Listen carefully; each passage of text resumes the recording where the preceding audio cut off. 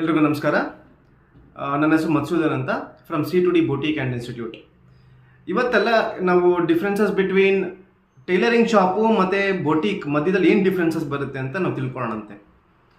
Tailoring ಶಾಪಲ್ಲೇ minimum ಅಂತ ಅಂದ್ರೂ 6 major points ನಾವು ಯೋಚನೆ ಮಾಡಬೇಕಾಗತ್ತೆ, ಇನ್ಕ್ಲೂಡಿಂಗ್ ಫ್ಯಾಷನ್ ಡಿಸೈನಿಂಗ್ ಬೊಟಿಕ್ ಕೂಡ. ಟೈಲರಿಂಗ್ ಶಾಪಲ್ಲಿ ಏನು ಮಾಡ್ತಾ ಇದ್ದಾರೆ, ಮೇನ್ ಕೋರ್ಸ್ ಬಂದ್ಬಿಟ್ಟು ಅದು ಸ್ಟಿಚಿಂಗ್ ಅಂತ ಇರುತ್ತೆ ಅಷ್ಟೇ.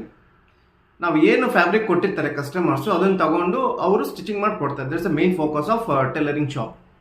ಅದ್ರಲ್ಲಿ ಏನಾಗುತ್ತೆ ಅಂತಂದರೆ ಅವ್ರು ಮೆಷರ್ಮೆಂಟ್ಸ್ ತೊಗೊತಾರೆ, ಬೇಸ್ಡ್ ಆನ್ ಕಸ್ಟಮರ್ಸು ಡಿಸೈನ್ಸ್ ಬಂದುಬಿಟ್ಟು ಕಸ್ಟಮರ್ ಹೇಳಿರ್ತಾರೆ, ಆ ರೀತಿಯಾಗಿ ಅವರು ಡಿಸೈನ್ ಮಾಡಿ ಕೊಡ್ತಾರೆ. ಬಟ್ ಕ್ರಿಯೇಟಿವಿಟಿ ಲೆವೆಲ್ ನೋಡಿದಾಗ 3ನೇ ಪಾಯಿಂಟ್ ಬಂದುಬಿಟ್ಟು ಅವರಲ್ಲಿ ಯಾವುದೇ ರೀತಿಯಾದಂಥ ಒಂದು ದೊಡ್ಡ ಕ್ರಿಯೇಟಿವಿಟಿ ಅನ್ನೋದು ಇರೋದಿಲ್ಲ.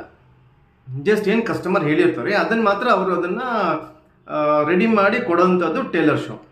Customer choice, especially that is called as customer choice.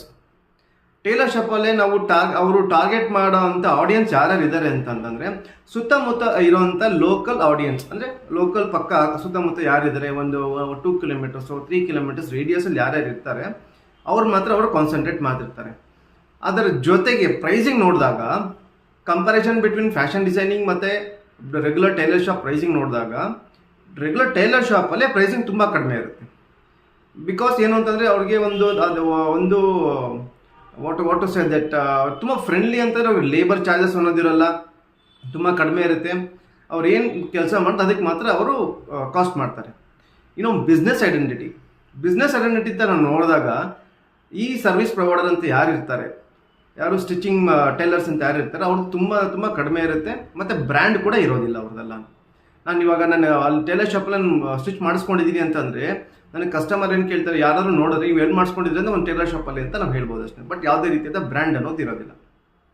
That is the complete details of tailoring shop. ಅದನ್ನು ಫ್ಯಾಷನ್ ಡಿಸೈನಿಂಗ್ ಬಗ್ಗೆ ನಾವು ನೋಡಿದಾಗ ಮೇನ್ ಫೋಕಸ್ ಏನಿದೆ ಫ್ಯಾಷನ್ ಡಿಸೈನರ್ಸ್ ಅವ್ರದ್ದು ಅಂತ ಅಂದರೆ ಡಿಸೈನಿಂಗ್ ಸ್ಟೈಲ್.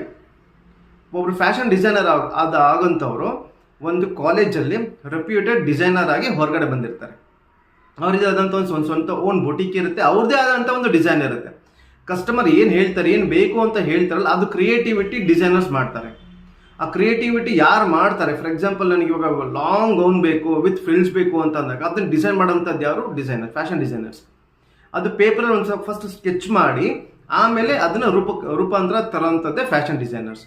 ಮತ್ತು ಅವ್ರ ಸರ್ವಿಸ್ ನೋಡಿದಾಗ ಅವ್ರ ಕಂಪ್ಲೀಟ್ ಸರ್ವಿಸ್ ಬಂದುಬಿಟ್ಟು ಡಿಸೈನಿಂಗ್ ಕಲೆಕ್ಷನ್ಸ್ ಮೇಲೆ ಇರುತ್ತೆ. ಈ ರೆಗ್ಯುಲರ್ ಆಗಿ ಮಾಡೋವಂಥ ಬ್ಲೌಸ್ಗಳಾಗಲಿ, ಲೆಹೆಂಗಾಸ್ ಆಗಲಿ, ಗೌನ್ಸ್ ಆಗಲಿ, ಯಾವುದೇ ರೀತಿಯಾದ ಇಂಡಿಯನ್ ವೇರ್ಸ್ ಆಗಲಿ ಇಲ್ಲ ವೆಸ್ಟರ್ನ್ ವೇರ್ಸ್ ಆಗಲಿ, ಎಲ್ಲ ಪ್ರತಿಯೊಂದು ಡಿಫ್ರೆಂಟ್ ವೆರೈಟಿ ಆಗಿರುತ್ತೆ according to the designer knowledge. ಇನ್ನೂ ಒಂದು ಕ್ರಿಯೇಟಿವಿಟಿ ಲೆವೆಲ್.